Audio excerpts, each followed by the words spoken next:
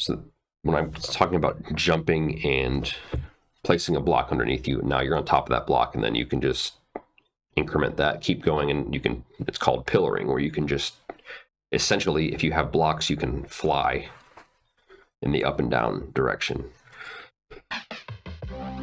And that makes a lot of things much easier, much less threatening in the game than I think they really ought to be. I think I even remember from that first time playing this, having this same realization. But I think that's where it went wrong, because it's actually a good thing that the threat of getting lost in the cave and being stuck there is a real threat. Once you take that threat away, the cave becomes a lot less scary. And it becomes like the whole navigation aspect of exploring through a cave and navigating it and being able to find your way back becomes trivial.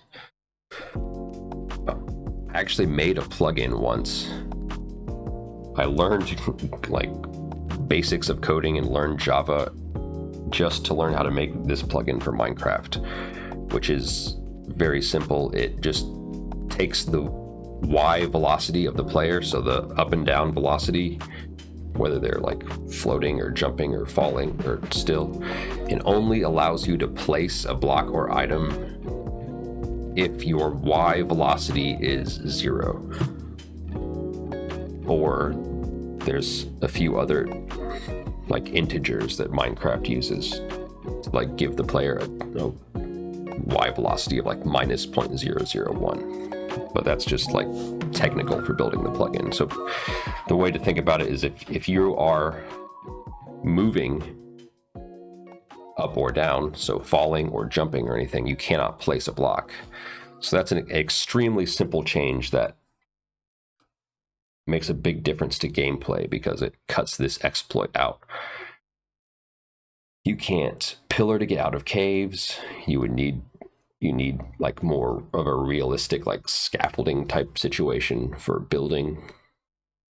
You cannot do the water clutches because you can't place the water when you're falling. You can't do like the speed bridging.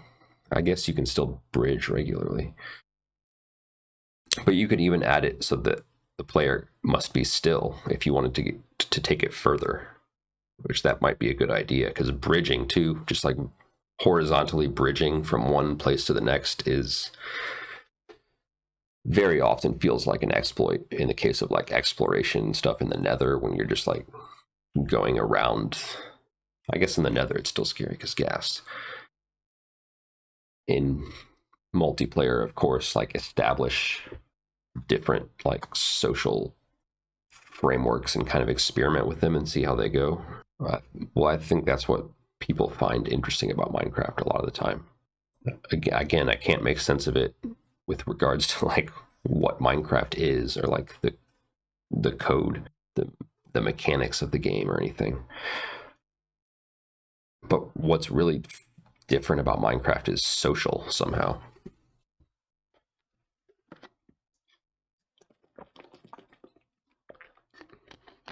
Oh, I got it. It causes you to have a relationship to the world that is fundamentally different, which is actually more real feeling than the relationship you probably have with the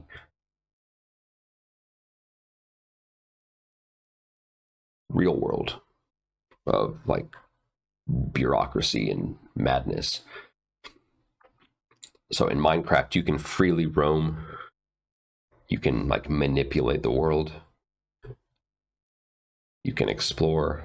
Like all these are all things that you can't do at all. You can't explore the natural world really.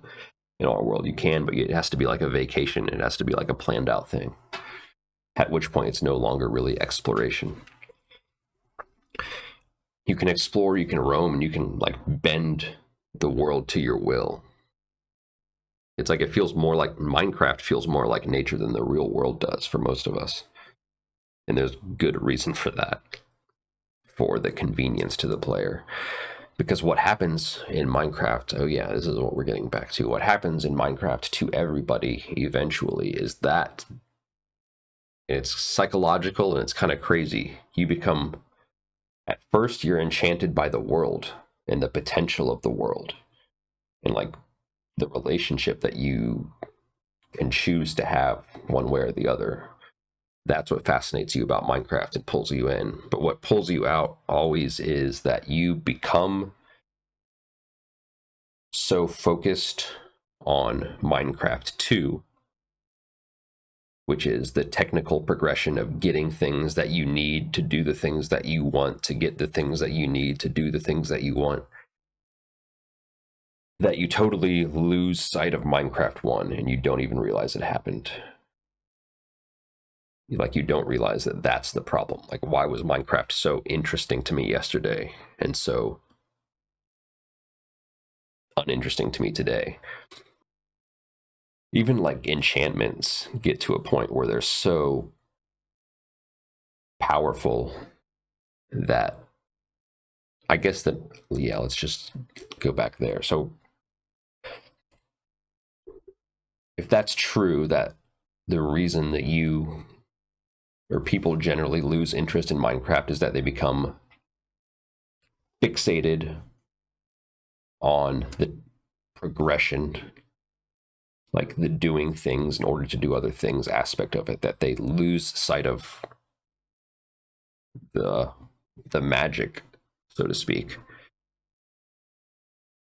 because the progression like overlays itself and you're no longer, you don't see the world the way you saw it before. You just see like obstacles and goals. Everything becomes an obstacle or a goal. I should probably say everything becomes a goal or an obstacle. There, number one would be that is what happens to you in real life too. That is just a psychological thing that happens to people, is that they become so focused on goals and obstacles, which they don't even understand why their goals are their goals usually. But they get so focused on their goals and the obstacles of the world that the world just becomes that for them. All of philosophy is a subset of the philosophy of Minecraft. That's a joke. The whole idea of God from most perspectives could be thought of as like removing the psychological overlay you have of seeing the world as goals, as everything as goals and obstacles, back to seeing like what is really there, as in the world in and of itself, for itself, like the natural experiencing of things that you have would be that you are like psychologically predisposed to having that happen to you. Like people, you could think of it as someone who has a hobby that they like so much that they try to make it into a job, and then it becomes their job, and then they hate it because the original magic is lost because it just becomes goals and obstacles.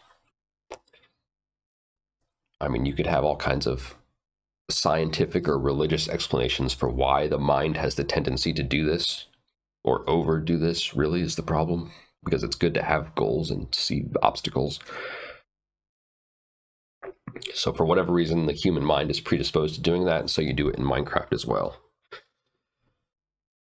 Which is why, by the way, I sometimes think of Minecraft as like a spiritual training ground for the real world.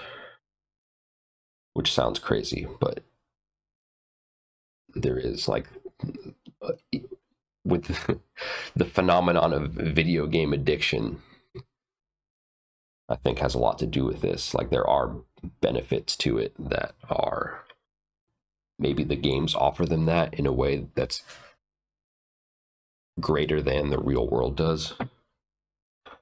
But of course, it's ultimately a trap. Because what do games do? They pull you into making everything obstacles and goals. And I think I might be coming down with something. Are we good on that? So reason number one, that a person is prone to experiencing this interruption of reality slash Minecraft with the imposition of a goal directed worldview. Think of it like a holographic overlay on your world. Like if you were like a GUI, I guess. And I mean, that's not right, but yeah, maybe don't think of it that way, actually, because it's probably better to just understand that seeing something as a concept or a goal rather than just seeing it and seeing it for the whole like manifold of experience that it causes to arise in you, which is maybe a lot, maybe a little overwhelming. Yeah, it is overwhelming. That's why the mind would tend to break things down and simplify it, because it's a tool. It's making it into a tool, or your mind is a tool to make reality into tools.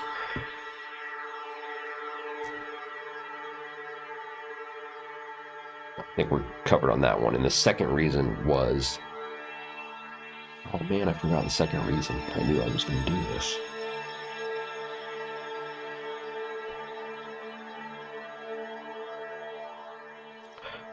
I think the second reason is just built into Minecraft, specifically, like the progression within that game. Not just exploits like I was talking about earlier, but even the enchantments with how powerful those make you. Once you get sufficient armor, like nothing really threatens you. Once you have farms built, which is what everyone does, you don't need to really play the game anymore. It's like you build a system within the game so that you no longer have to play the game, and then once you built that system, you get bored, or you built enough of that system, you get bored.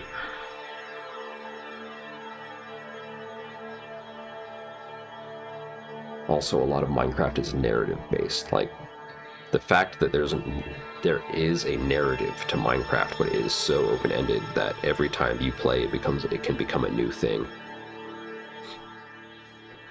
You know, like you start in an unknown land,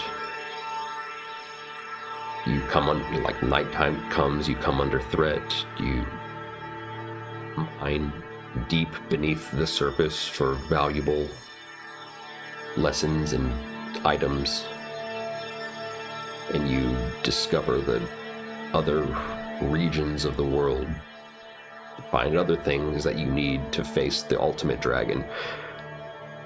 Is like a very archetypal narrative framework, but it's not really a narrative itself. So what it can do, what it does really well, is it invites the player to impose their own narratives over top of the game, which is pretty chill.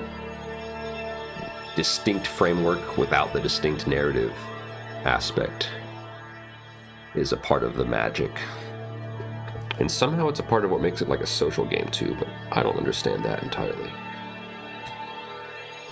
We need more Minecraft philosophers. If you like this video, I make games and game modes in Minecraft that attempt to play with these kind of dynamics. And specifically right now I'm trying to make something that will, but I think ultimately the only way to really do that is probably like a psychological cleansing of oneself, so that you continuously remind yourself and follow through on not getting psychologically caught up in the goal obstacle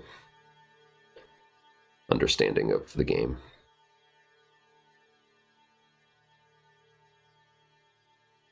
Which is like a spiritual endeavor.